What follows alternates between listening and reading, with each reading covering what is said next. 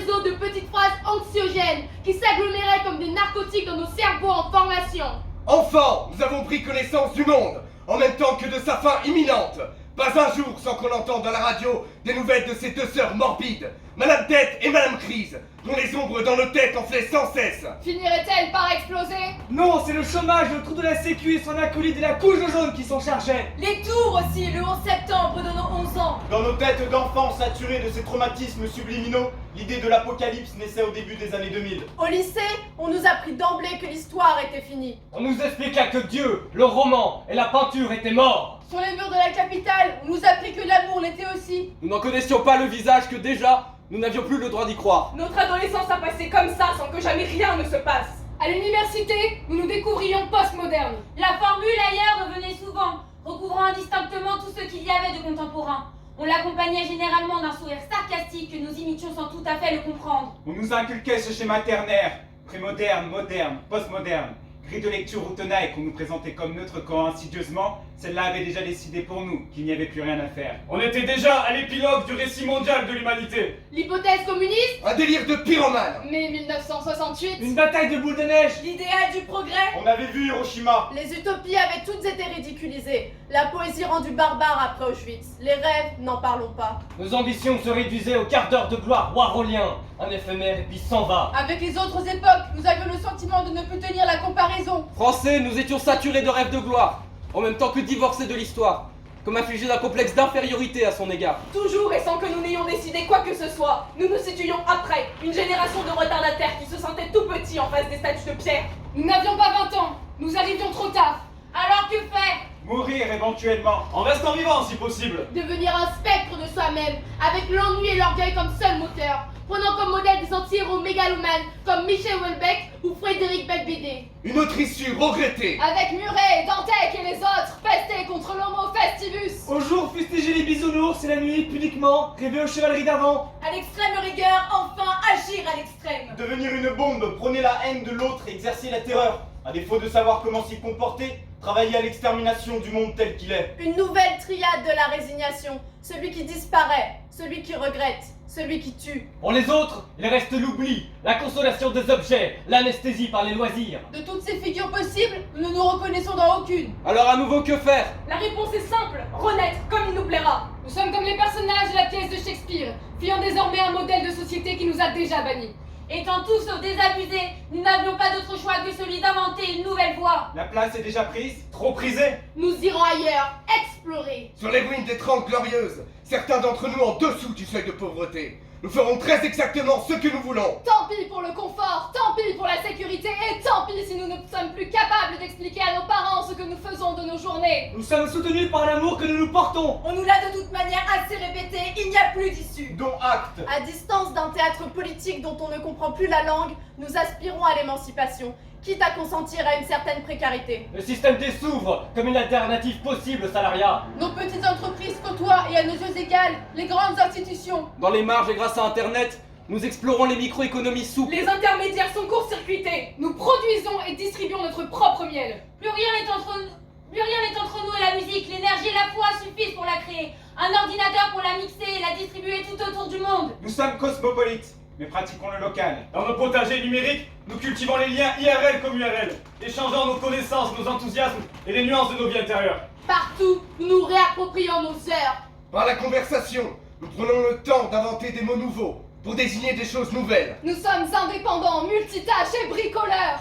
Conscients de notre chance comme d'éléphants à fournir, nous refusons le cynisme et la plainte. S'il faut manger des pâtes, nous les mangeons sans rechigner. S'il faut sacrifier les vacances, nous l'acceptons. Nous échangeons nos vêtements, nos logements, nos idées. Sans faire de bruit, une révolution discrète, locale et qui ne cherche à convaincre personne a déjà eu lieu. Nous acceptons désormais d'être sans statut, retirés dans les marges joyeuses, par nécessité comme par choix. L'avenir est pour nous dans les friches. C'est dans les terrains encore vagues qu'adviendra une nouvelle renaissance. Nous ne réclamons et n'attendons plus rien de la société telle qu'elle va. Nous faisons. Par-dessus tout et fragilement. Parvenu à un certain degré, le désespoir devient une panacée. Puisque tout est fini, alors tout est permis. Nous sommes après la mort, et une certaine folie s'empare de nous. Pareil à des ballons déjà partis trop haut, nous ne pouvons plus redescendre. Un ciel sans repère, nous cherchons les nouvelles couleurs. Le monde est une pâte à modeler, pas cette masse inerte et triste pour laquelle il passe. Des futurs multicolores nous attendent. N'ayez pas peur. Il n'y a plus rien à perdre.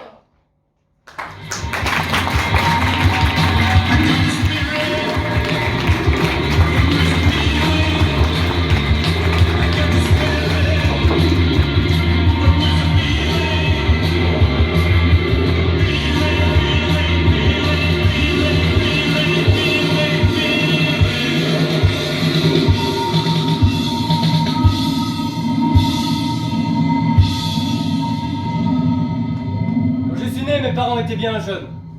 Bien jeunes pour avoir un enfant.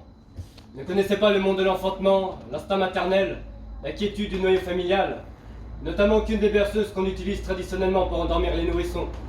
C'était pas leur univers. Ils passaient encore leur temps à écouter la musique des années 60 ou 70. La musique des années où ils étaient nés, celle qu'écoutaient déjà leurs parents et celle que continue d'écouter tout le monde aujourd'hui. Si bien que moi, dès mes premiers jours, du fond de mon berceau, j'ai fermé les yeux au son des seuls airs que savaient fredonner mon père et ma mère. Et comme les mêmes me parvenaient dans leur version originale lors de ma gestation, on peut dire que ma putain d'enfance s'est déroulée au son de Led Zeppelin ou de Deep Purple.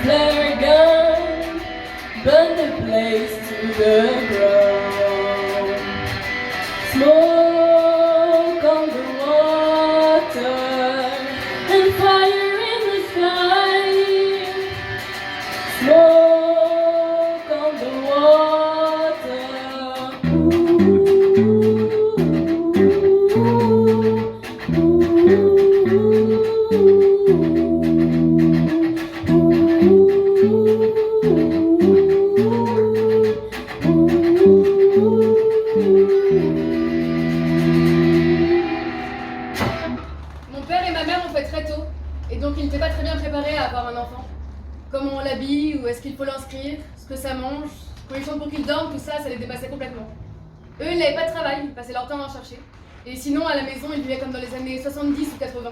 En tout cas, ils écoutaient les musiques de cette époque-là. Et du coup, mes berceuses à moi, c'est ce que j'ai entendu tous les jours quand j'étais bébé, que j'entendais déjà quand j'étais en embryon. C'est des choses qui n'avaient rien à voir, du genre Scorpion, Genesis ou Queen.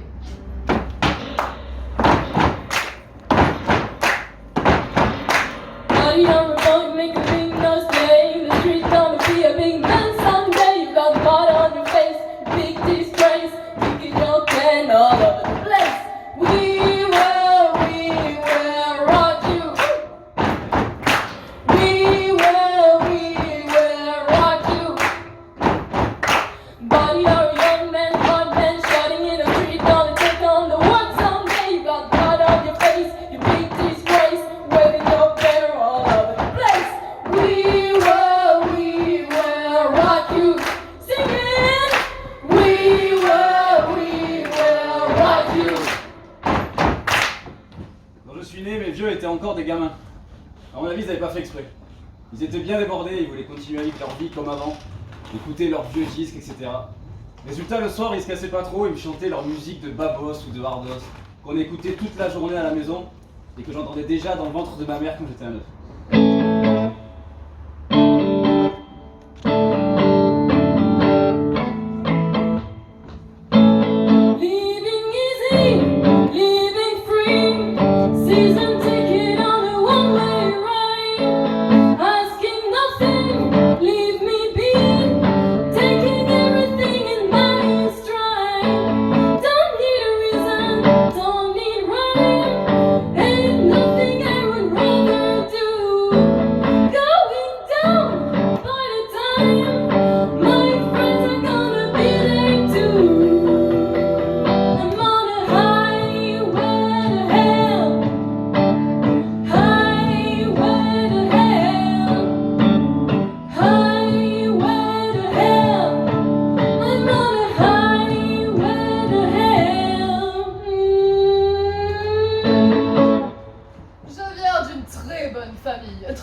mais très éclairée, progressiste mais responsable, attentive au bien-être de ses enfants comme à ses capacités de critique et d'indignation, soucieuse à parts égales de leur confort et de leur émancipation.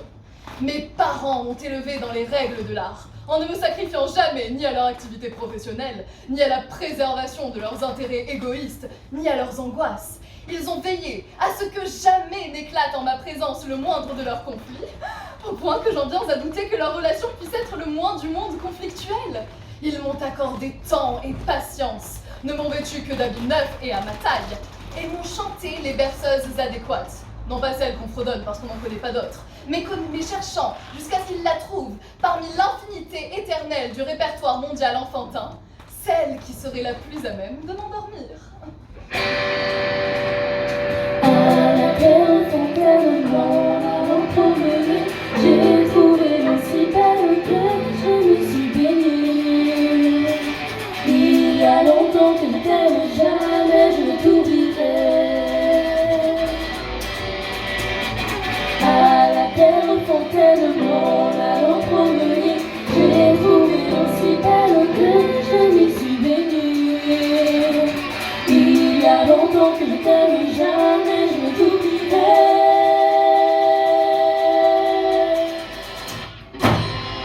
Je me souviens pas de ce que mes parents me chantaient le soir pour m'endormir.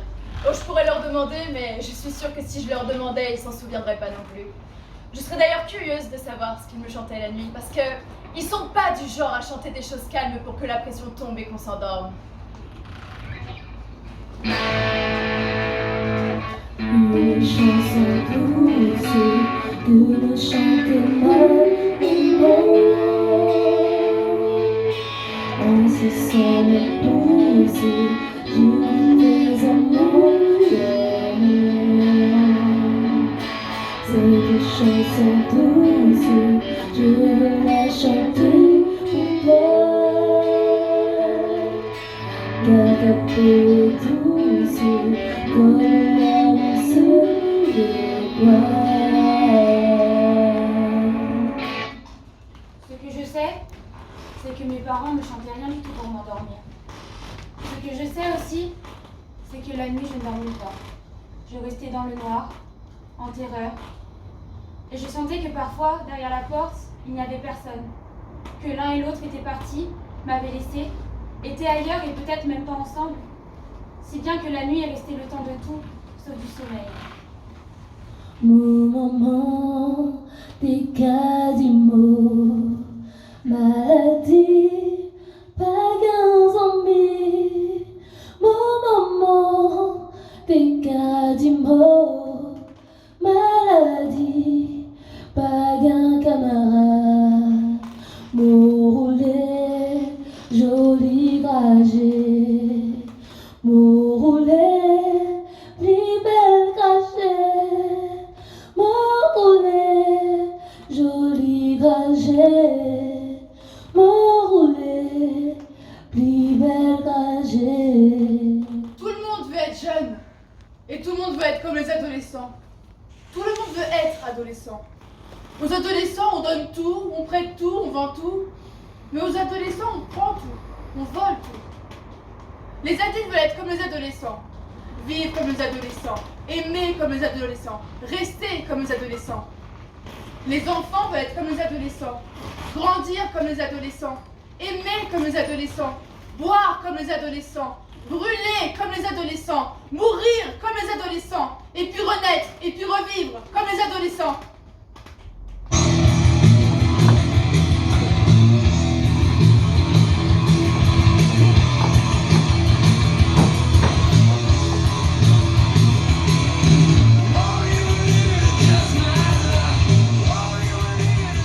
C'est le dernier jour de classe. Quand la cloche sonnera dans 1 heure, on sera en vacances. Les grandes vacances, la chose que j'attends plus que tout. Seulement cette fois c'est complètement différent. Je voudrais que cet temps qui reste ne s'arrête jamais, ne passe jamais. Ou que la journée d'aujourd'hui recommence demain. Et après-demain. Et après-demain. Et après-demain. Bref, je ne veux pas que la journée se termine. Je ne veux pas que l'année scolaire se termine. Et je ne veux pas que les grandes vacances commencent. Pourquoi ? Parce que je suis en CM2, que j'ai 10 ans et demi, et qu'après les grandes vacances, c'est la 6e. Et je sais, enfin, j'ai entendu. Enfin, on m'a raconté, enfin, j'imagine. Enfin, je me suis laissé dire, enfin, tout le monde sait que c'est l'horreur. La 6e, l'horreur absolue. Et je sais que quand la cloche sera dans moins d'1 heure maintenant, Ils vont nous souhaiter bonnes vacances les enfants avec de grands sourires faussement gentils. En fait, c'est une manière dégueulasse de se débarrasser de nous. De nous envoyer à la casse en 6ème. Je commence à comprendre comment marche ce système. C'est de l'hypocrisie totale. On fait semblant de s'occuper des jeunes, de faire attention à eux, et ça jusqu'à la fin du CM2.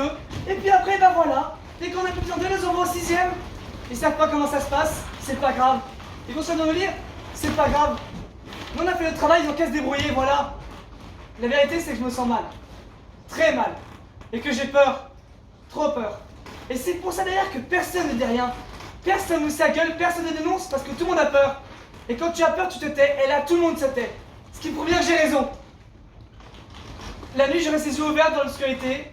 J'essaie de me voir moi-même en 6ème au milieu des autres, et j'y arrive pas. Et du coup, je dors pas, enfin pas complètement. Au bout d'un moment, je m'endors. Et tout de suite après, je me réveille.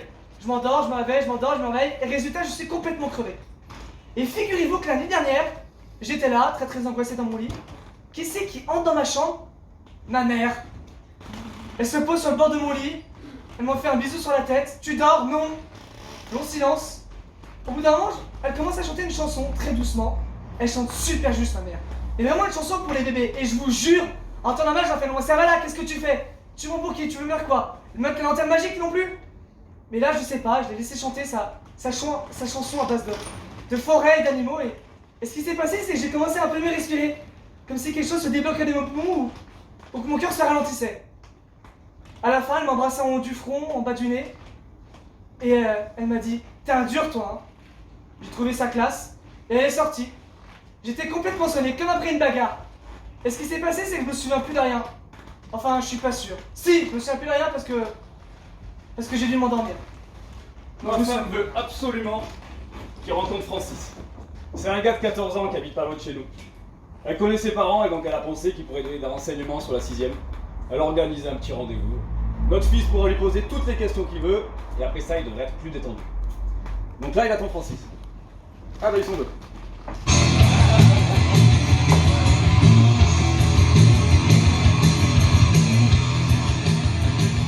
Salut! Bonjour. Ça va? Ouais. Donc ta daronne, elle veut qu'on te briefe sur la 6ème, c'est ça? Oui, plus ou moins, parce que voilà, Parce qu'elle m'a dit que tu flippais comme un ouf et que ça te faisait foirer tes vacances, c'est ça?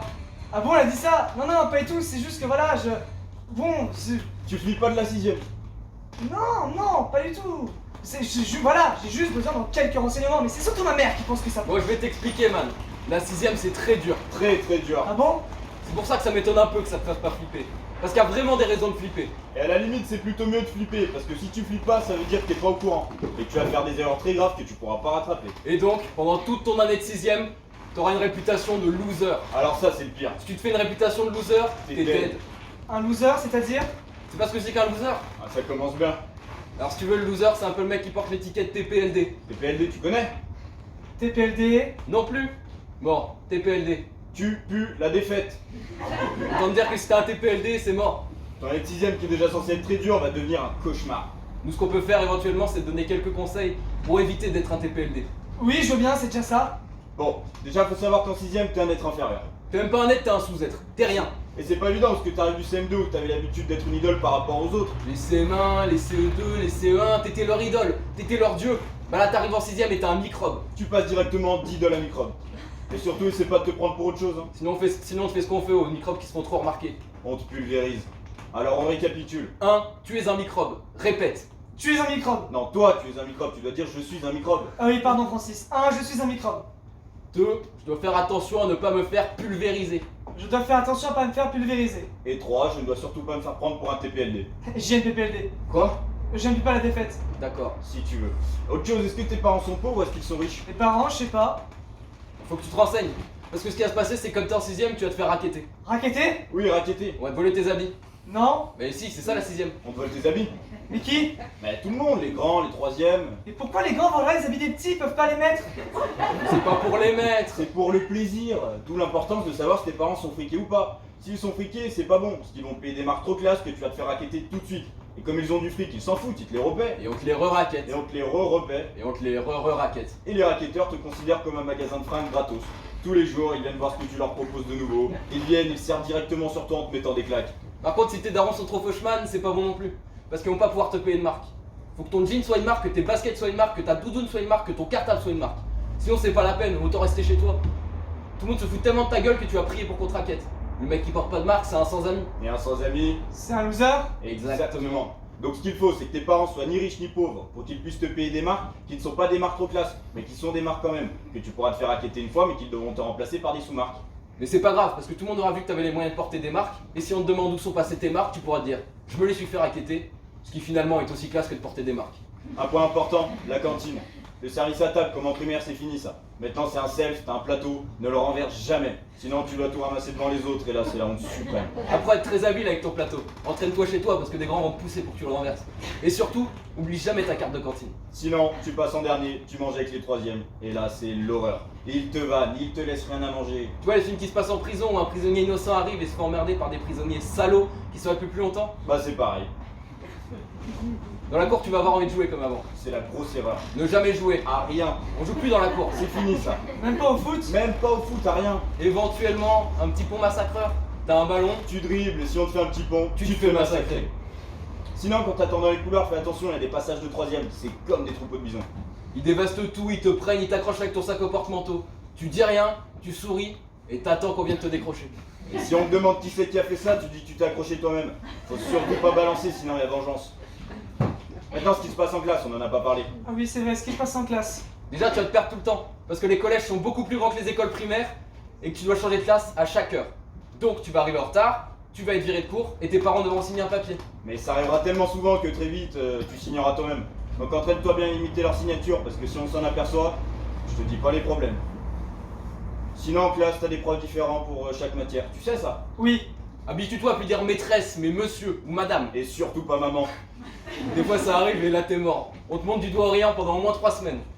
Ne faillote surtout pas. C'est bon de failloter jusqu'en CM2, mais en 6ème c'est mauvais. Faut être un peu insolent. Si tu bavardes et que le prof te dit vous voulez pas un thé et des gâteaux? Réponds si, volontiers. Bon, tu vas être puni, mais c'est très bon auprès des filles. Non mais moi les filles. Si, c'est les filles qui font ta réputation. Par exemple, pour que les filles te trouvent classe, il faut avoir un averto de conduite. Mais pas un averto de travail, hein, sinon c'est le mec qui a pas gagné sa vie. D'accord, et qu'est-ce qu'il faut que je fasse d'autre pour attirer leur attention? Serait bien délégué. Là, il faut faire un discours, tout le monde fait le même. Faut dire que tu promets qu'il y aura du savon dans les lavabos, Pas petit cul dans les chiottes. qu'on mettra du chauffage en hiver, On arrêtera d'en mettre en été. qu'il y aura des poubelles à la cantine. La bouffe va s'améliorer. Et à l'arrivée, c'est celui qui a la plus belle gueule qui est élu. Toi, ça va être un peu difficile. Et faire ta bouche?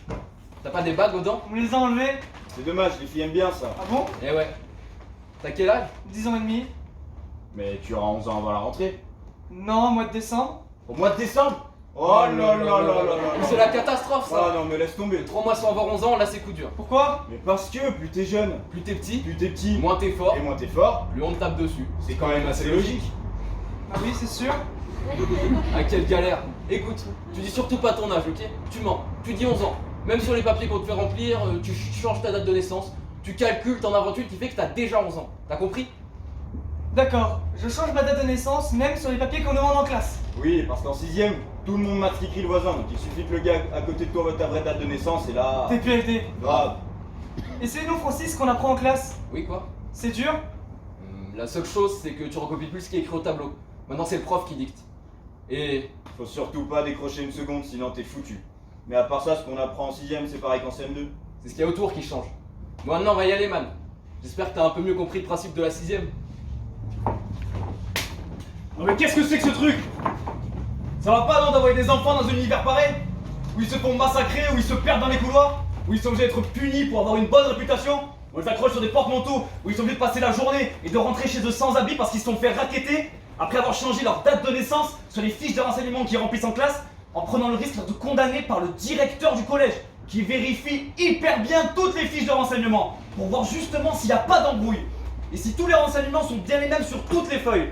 Parce que c'est son métier, qui passe la journée à faire ça, et donc il connaît parfaitement toutes les gruges. Et c'est pas la peine d'essayer de le gruger avec des gruges aussi minables. Et tu te fais virer du collège, et tu trouves de la place dans aucun autre collège. Ouais, dans des collèges poubelles, où il y a que des types qui se sont fait virer je sais pas combien de fois, et donc ils sont beaucoup plus vieux que toi, beaucoup plus grands que toi, et beaucoup plus forts que toi, et ils passent la journée à te racketter, à te taper.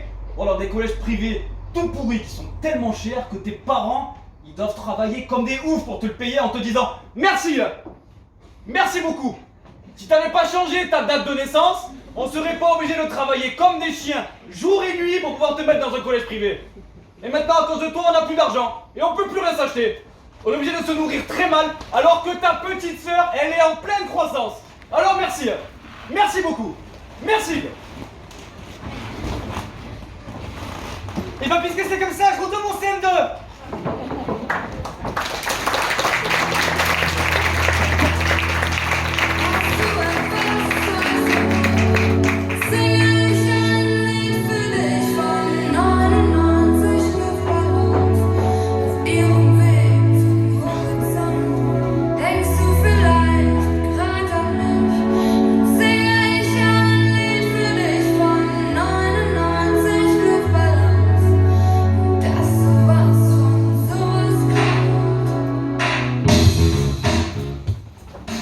Le jeune homme, à peine adulte, il est là, devant le monde.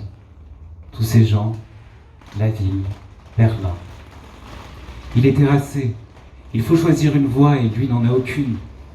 Quand il était au lycée, il aurait pu y réfléchir. Il ne pensait à rien. Il s'est laissé couler. Le rêve de devenir acteur ou musicien et puis plus rien. Il se sent une génération qui n'a pas eu lieu. Une génération qui n'a pas eu lieu pourrait être le titre d'une bonne chanson. Une chanson qu'il aurait pu écrire. Mais il n'a rien fait.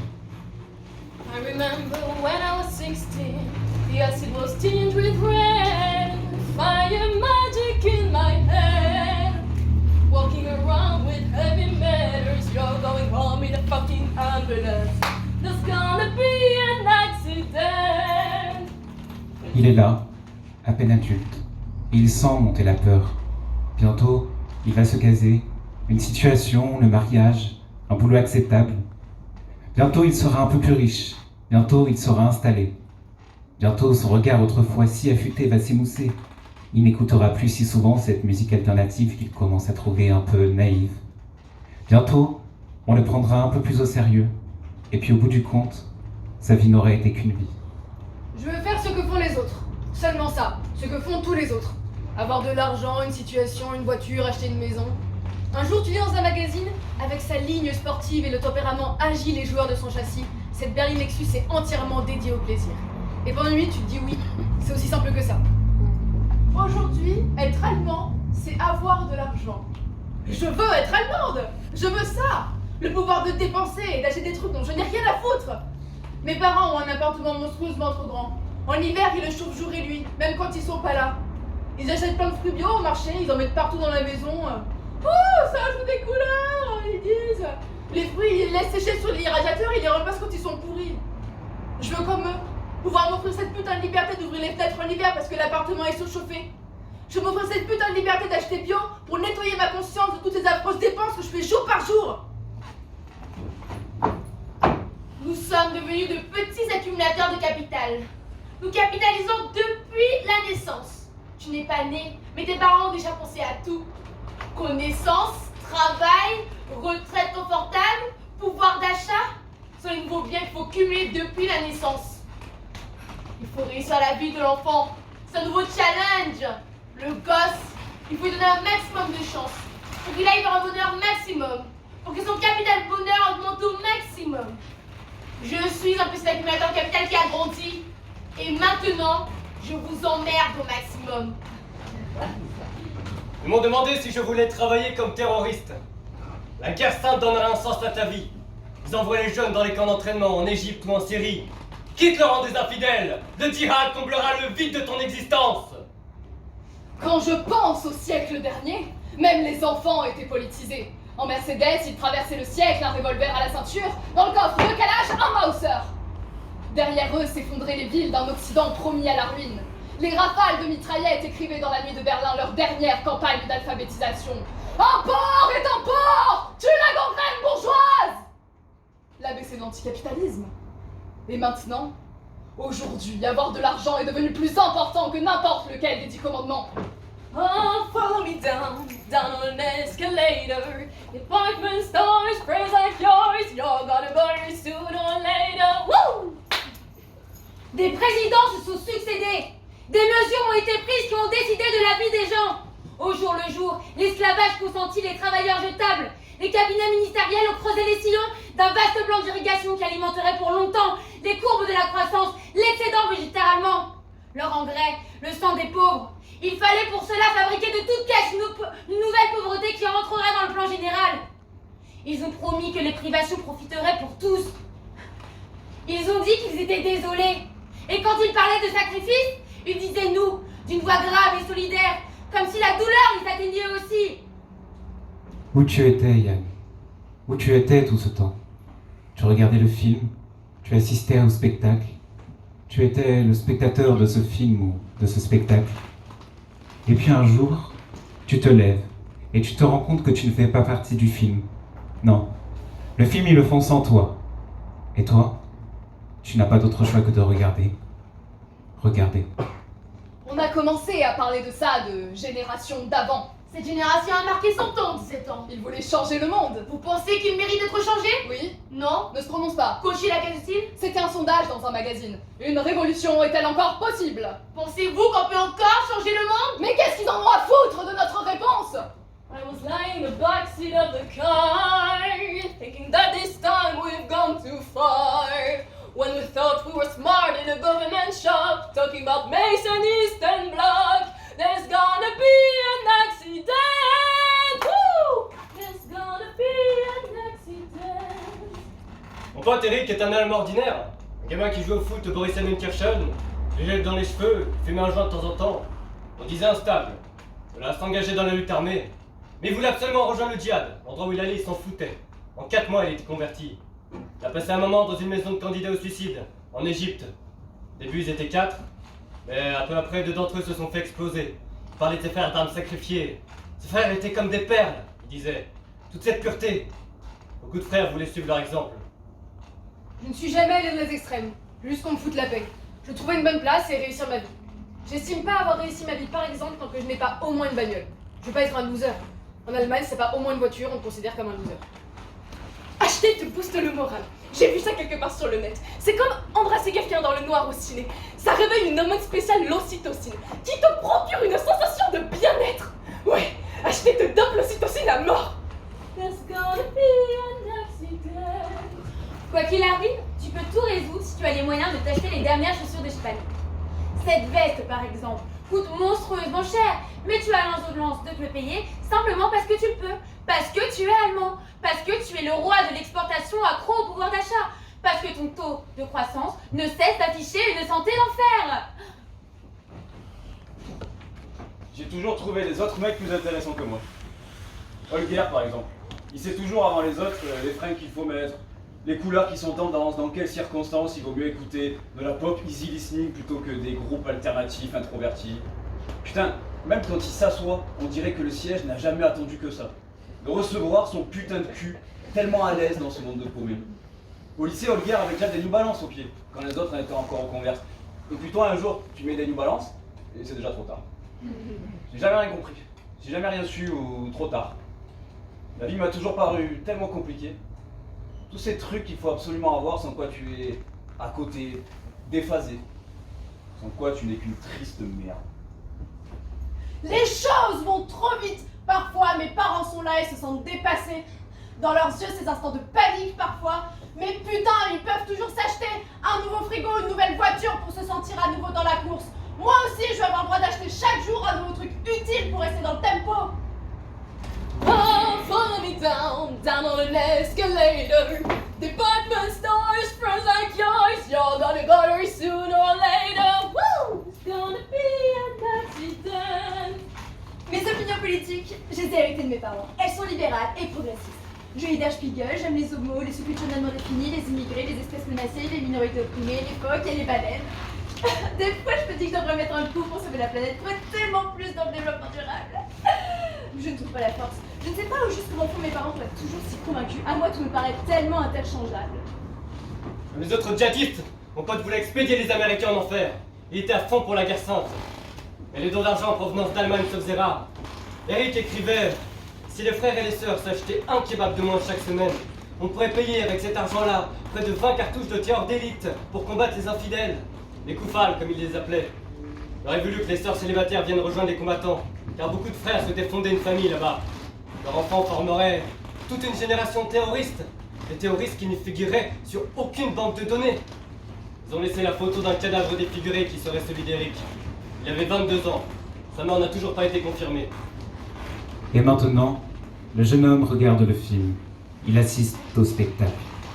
Devant lui, la ville, Berlin. Est-ce qu'il fait partie de cette histoire? Qui a écrit tout ça? Il est là, avec toutes ces questions.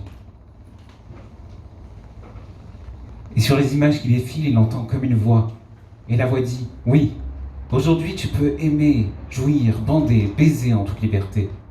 Mais aimer n'a de sens que selon le schéma des fictions déjà prédéfinies dans les instituts de déréalisation qui écrivent pour nous les scénarios de nos vies confortables, les pitchs de fantasmes et de romances possibles. Certains ont tout intérêt à te faire croire, à toi qui regardes le film, que tu n'es pas un simple spectateur, que tu joues dans leur putain de film, et que peut-être, quelque part, c'est toi le capitaine de ce foutu navire. Mais non, tu n'es qu'un spectateur comme les autres à la dérive, et tu ne peux que regarder. Regarder. Cette histoire n'est qu'une des 1000 histoires possibles, mais cette histoire n'est déjà plus la tienne. Ils l'ont écrite pour toi, à ta place. Et toi, tu ne fais qu'assister au spectacle.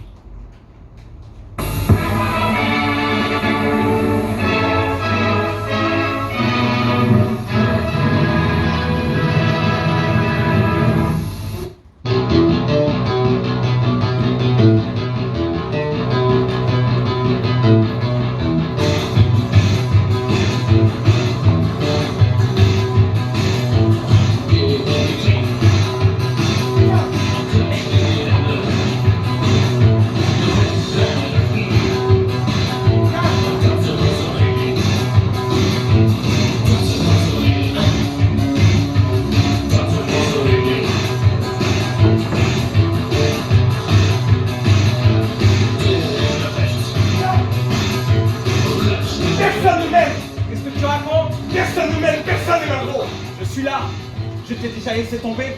Non, alors viens pas me faire chier, Mathias, s'il te plaît. Ta gueule! Personne ne m'aime, c'est mieux que toi quand même. Et qu'est-ce que tu veux dire, personne ne m'aime? Qu'est-ce que c'est, bordel, ce genre de phrase, personne ne m'aime? Hein? Ça veut dire quoi? Ça veut rien dire, une phrase pareille. Qui voudrait d'un gros? Quoi? Un gros, personne n'en veut. De quoi tu parles, merde? Pourquoi tu me racontes ça? Tu crois que c'est le moment? Ah putain! Qu'est-ce que t'as? Ça brûle! Allez, vas-y, dégueule, là, Mathias.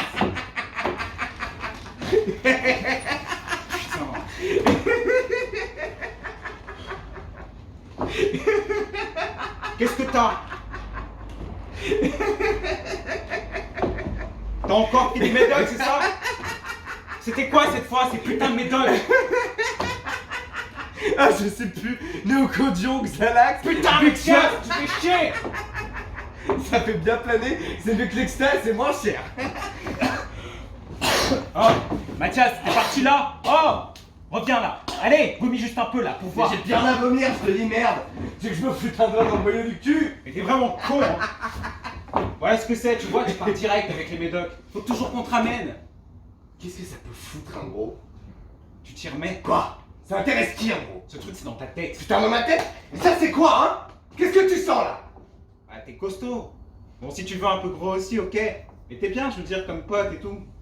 Ouais, les gros, c'est bien comme copain, mais pas pour baiser. Ah, y'en a qui aiment les gros! Ouais, les gros, justement, moi j'aime pas les gros. C'est difficile. J'aime que les minces, mais eux, même pas. C'était tellement couru aussi ton truc avec ce mec. Tu l'as cherché toute la soirée et à la fin tu laisses tomber.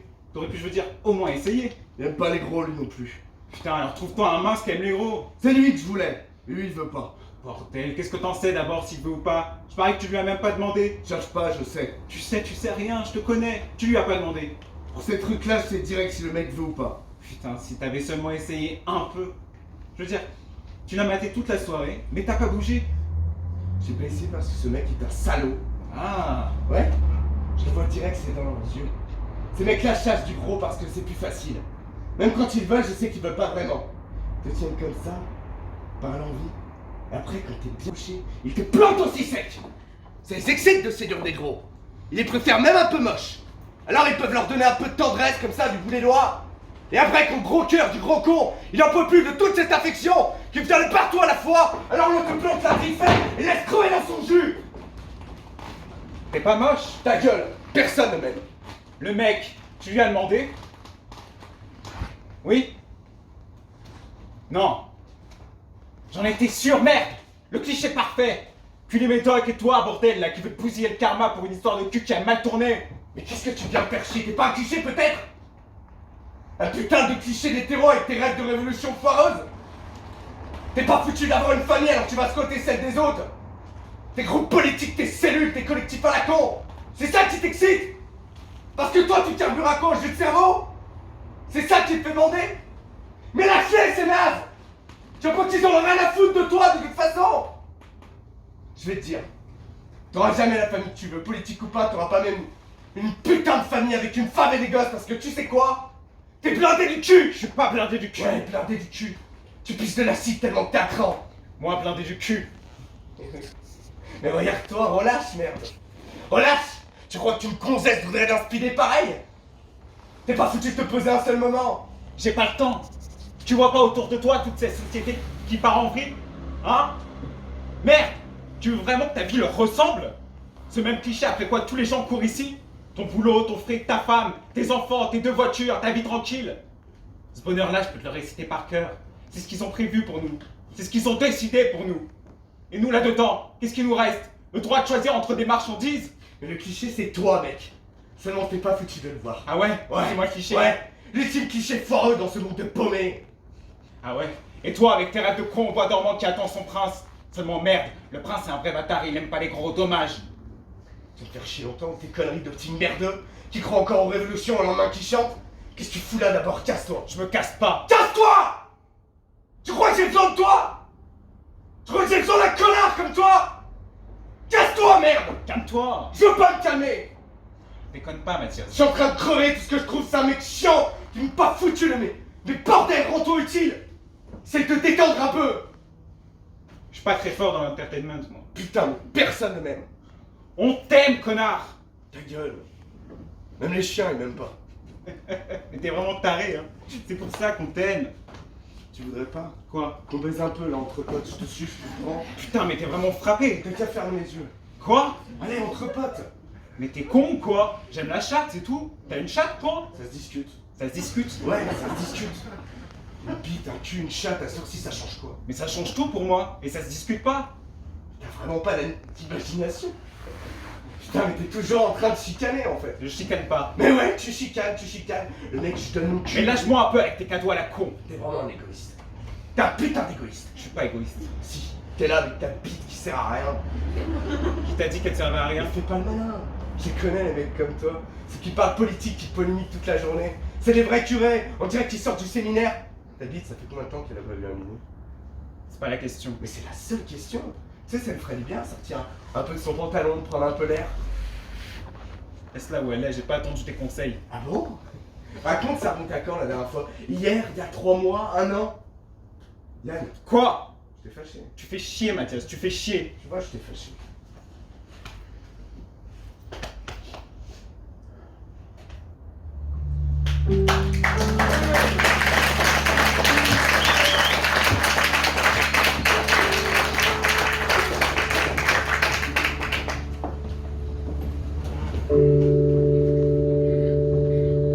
Vue d'un avion, la souffrance des hommes, J'aime les aéroports. nous semble un peu plus tolérable. La propreté des aéroports. La douleur des gens Tout est tellement bien organisé s'estompe. dans un aéroport. Les nuages, Les agents d'entretien nettoient régulièrement. boules de coton, La nourriture est safe. apaisent les blessures. Elle a le goût neutre de la sécurité. La lumière, comme un baume, Dans les halls des aéroports, éclaire le malheur les vitrines des magasins d'une toute autre façon. sont toujours Le concours se passe dans une galerie marchande, le shopping mall de Wolfenbüttel. En 3 rounds, elle passe devant le jury.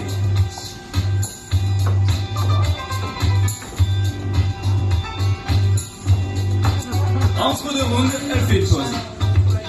Ne s'est jamais sentie sûre d'elle-même, se demande toujours si les gens l'aiment bien ou s'ils la trouvent bizarre. Jusqu'à 16 ans, je passais tout mon temps seul chez moi. À l'école, j'étais un ghost. Personne ne venait me parler. Ses rêves pour le futur? Une relation durable, fonder une famille, quelque chose comme ça. Les mecs sont tous décevants, difficile de piocher la bonne carte. J'avais déjà du mal à l'école, alors trouver un mec ou un taf. Pourtant, je changeais des possibilités. Ouais, enfin, plus que mes parents. Enfin, je crois. Moritz, 19 ans, vendeur stagiaire. Vit parfois en changeant de chaîne toutes les 20 secondes. Prend plaisir à regarder les mêmes publicités qui repassent en boucle. Préfère infiniment regarder le même plan sur le même stupide bouffeur de pâtes qui s'enthousiasme pour son plat de merde. Cette constance, ça me rassure. Nina, 20 ans, étudiante en biochimie.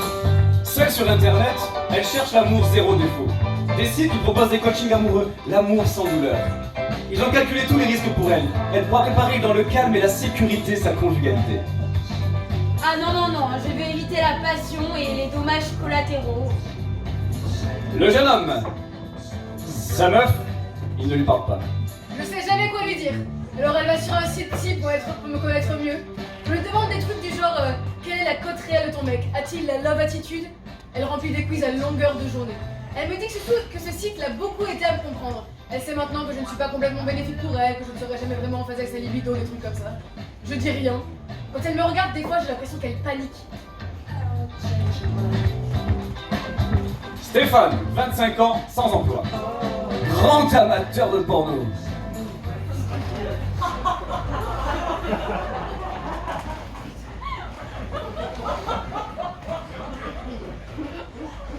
L'avenir s'est écrasé sur nos gueules de cons minables. Et nous voilà. On bouffe du porno en solo.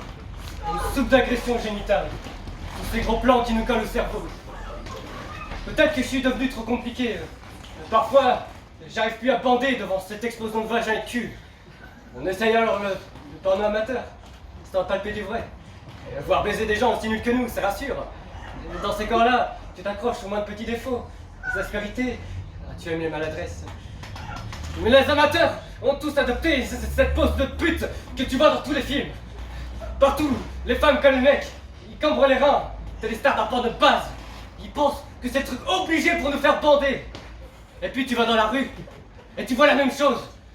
Partout les gens, dès que se pointe une caméra, ils sont tellement prêts à se foutre à poil.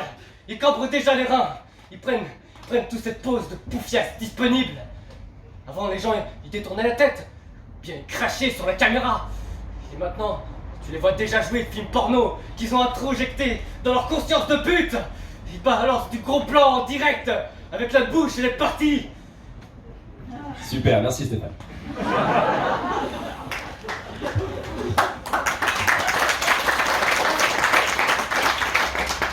Regarde le film, tu assistes au spectacle. Devant lui. Tu es le spectateur de ce film, ou de ce spectacle. Et puis un jour, tu te lèves, et tu te rends compte que tu ne fais pas partie du film. Non, le film, ils le font sans toi. Et toi, tu n'as pas d'autre choix que de regarder. Regarder. La fille cassée, trop d'overdose de tout.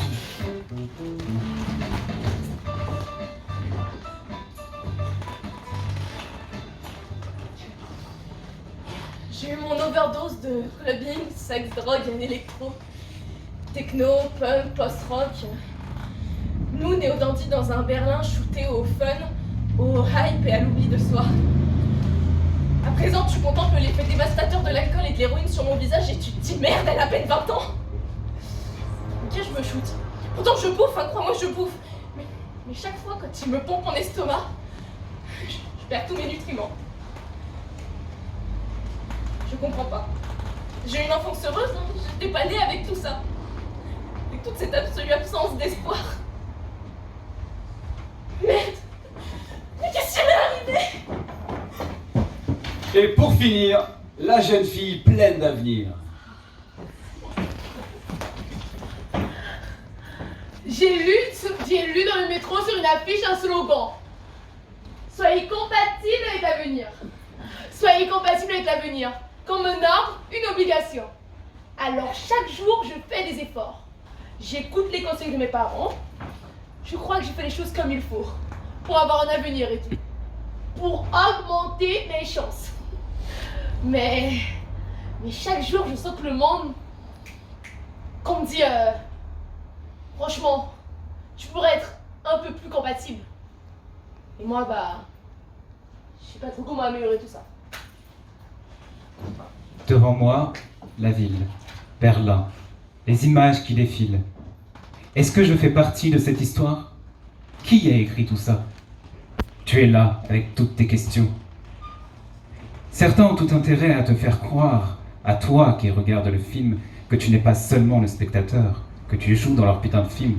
Et peut-être quelque part, c'est toi, le capitaine de ce foutu navire.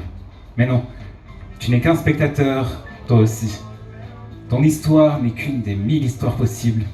Mais cette histoire n'est déjà plus la tienne. Ils l'ont écrite pour toi, à ta place. Et toi, tu ne fais qu'assister au spectacle.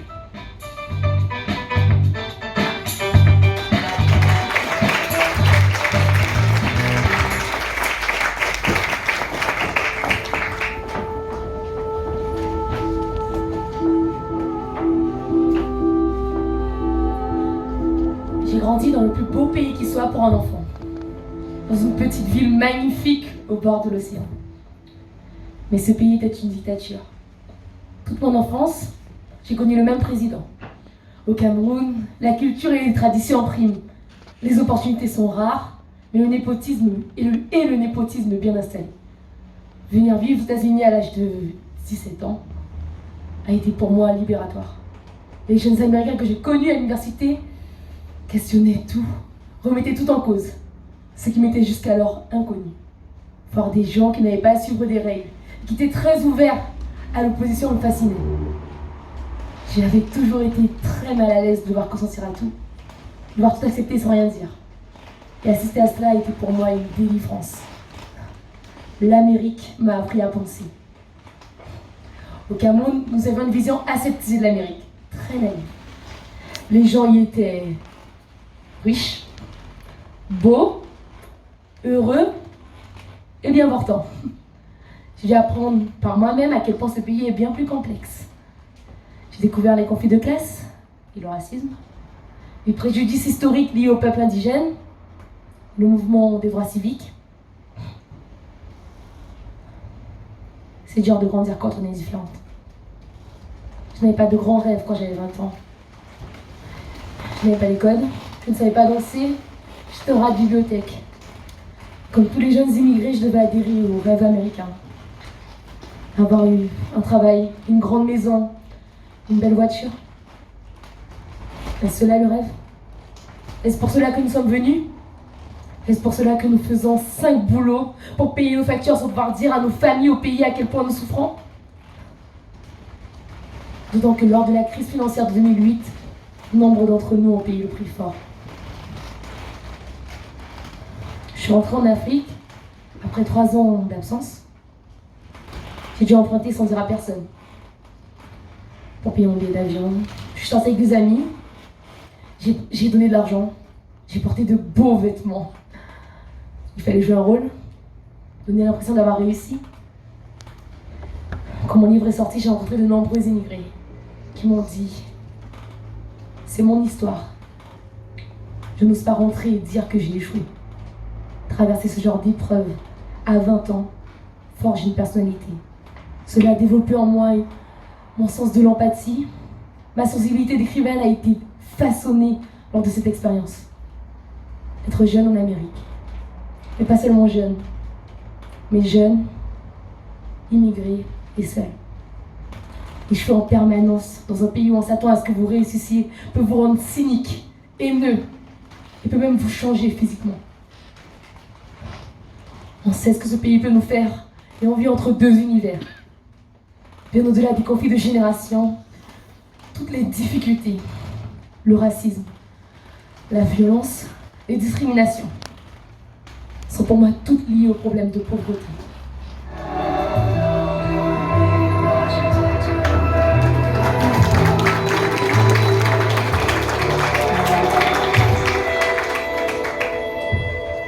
Penser à sa jeunesse, c'est être pris de vertige tout en voyant le peu de contrôle que l'on a sur sa vie. Mais c'est aussi revivre une libération. Je me souviens d'avoir envisagé l'horizon de ma vie comme étant grand ouvert,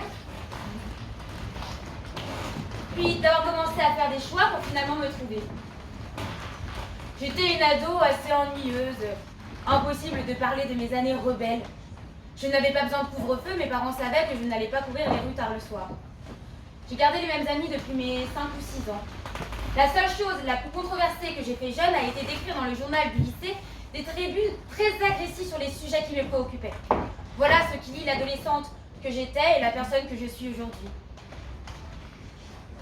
J'ai fait cette expérience étrange de grandir dans une ville militaire sous la présidence de Bush pendant les guerres en Afghanistan et en Irak.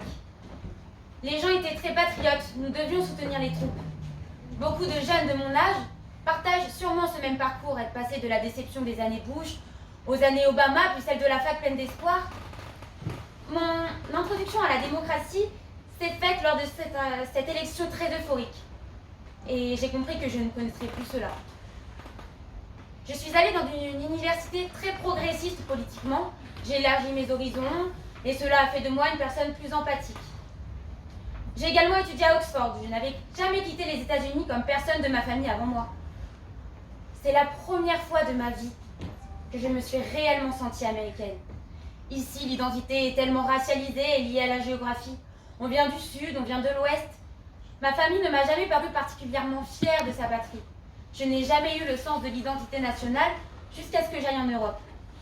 Je me souviens de la mort d'Oussama Ben Laden. J'ai vécu cet événement énorme pour les Américains depuis l'étranger.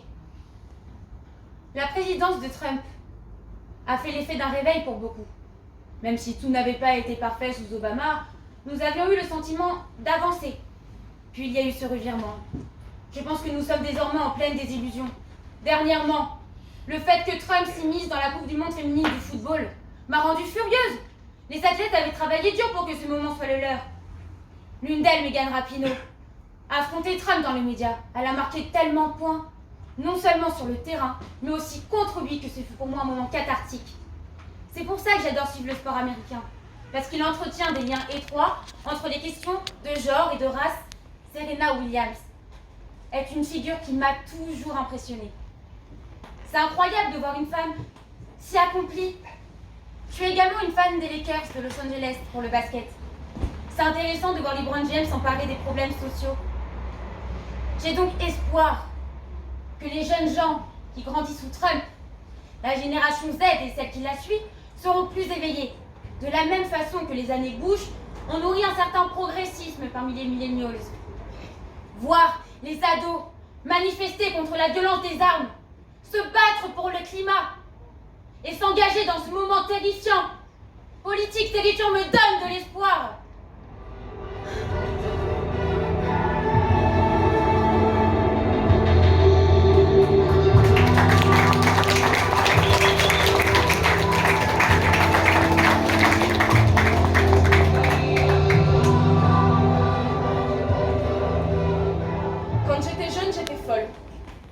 Je me suis longtemps sentie dingue et j'ai beaucoup gravité autour de personnes qui pouvaient tolérer ma démence. J'avais le sentiment de vivre dans une société qui ne tournait vraiment pas rond et d'être la seule à voir ce qui se passait vraiment. Même en vivant à New York, je me suis toujours vue différente des autres et j'avais du mal à interagir avec mes pairs, sauf pour le petit groupe avec qui je traînais. Comme je suis un insensé écrivain depuis toujours, j'avais l'intuition que les choses allaient s'améliorer. Je croyais en mon propre salut. Mais je savais que j'aurais à travailler très dur pour y arriver. J'en ressentais l'urgence intime. J'étais en dernière année à l'université quand le 11 septembre s'est produit. Ces attaques ont réveillé beaucoup de monde aux États-Unis parce que nous avons été soudain confrontés à la guerre sur notre territoire. Tout le monde s'est senti extrêmement vulnérable. Pour moi, ce fut un réveil douloureux, mais positif. J'étais très déprimée, mais après cet événement, j'ai fait un pacte avec moi-même. Soit je peux être un déchet flottant sur la rivière qui mène en enfer, soit je peux sortir de la rivière et tracer mon propre chemin. Je me suis donc tirée de cette force négative et j'ai vu que cela m'avait rendue plus forte, plus ambitieuse et plus courageuse. Je m'identifie au personnage principal de mon roman, Mon année de repos et de détente. L'histoire d'une fille qui ne souhaite que dormir, parce que moi-même j'ai parfois l'envie de disparaître lorsque la vie me semble insupportable. Et je vois tout cela comme une métaphore plus générale de la façon dont nous pouvons passer une vie entière à ignorer la vérité, à essayer d'éviter la douleur. Cet état de déni est un genre de sommeil. À l'époque du 11 septembre, ce n'était encore que le début de l'omniprésence de la technologie. Tout le monde avait un téléphone portable, mais on n'était pas constamment en ligne et les réseaux sociaux n'étaient pas aussi endémiques qu'aujourd'hui. À présent, notre rapport à Internet est devenu extrême. C'est là que nous nouons nos relations, par là que nous accédons au reste du monde, et pour certains, c'est toute leur identité. que cela se produise dans ce lieu nébuleux et abstrait peut nous couper totalement de la réalité dans sa dimension physique. Nous voyons souvent la technologie comme un domaine où les sentiments n'ont pas leur place. Pourtant, Internet est un territoire d'émotions. Mais ironiquement, je pense que les émotions y sont perverties, exagérées et irrationnelles. Internet a l'effet d'une drogue. En ligne, vous pouvez tomber amoureux, imaginer comment changer le monde ou devenir enragé. Tant d'extrêmes et de désillusions s'y mêlent. Je peux comprendre, même si j'ai 38 ans, mais je ne peux pas imaginer ce que signifie grandir dans un tel moment. Personne ne se sent en devoir de vous écouter, on peut vous insulter puis disparaître. C'est un lieu plein d'abus et de cruauté. Il n'y a qu'à voir les statistiques sur le suicide des adolescents. Si j'avais été présente, plus jeune sur les réseaux sociaux, je ne sais pas si j'aurais pu développer une discipline créative. Je me serais tournée vers ce qui est populaire et non vers ce qui me distingue. La loi de la popularité a toujours été une réalité, mais c'est celle du plus petit dénominateur commun. Or, quand j'avais 20 ans, pour être tout à fait honnête, je me foutais bien de la popularité. Il me semble au contraire que la vie est une expérience intérieure. Adolescente, je cultivais avec intensité ma propre pensée. Si j'avais été obligée de rendre compte constamment de ma vie sur les réseaux sociaux, cela m'aurait contrainte à une vie bien plus superficielle.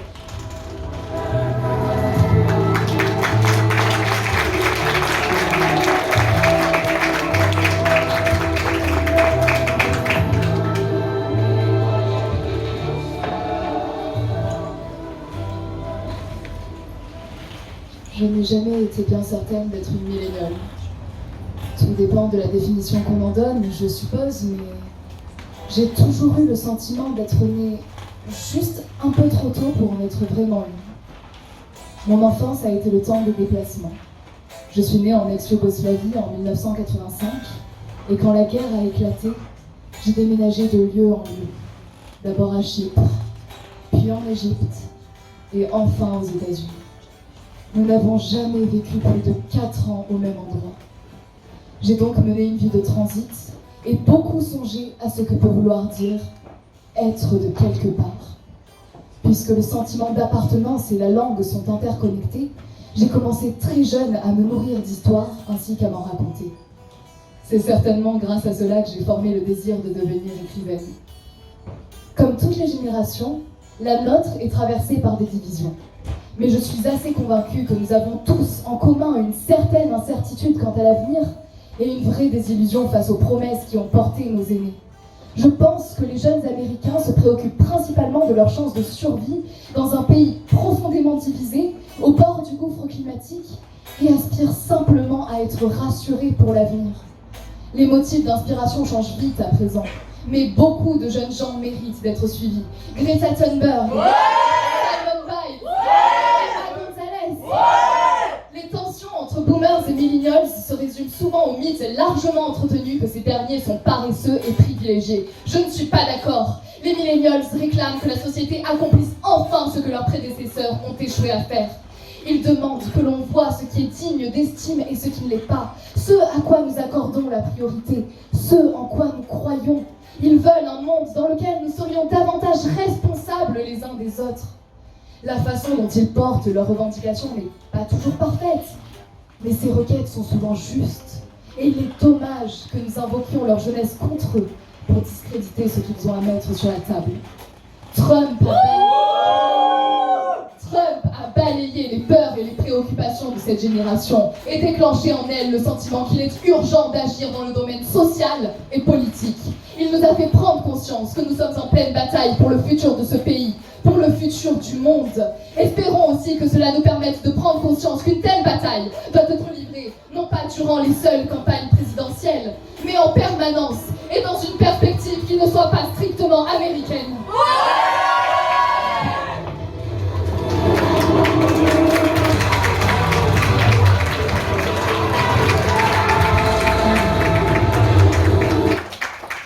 Certains d'entre nous sont des rebelles.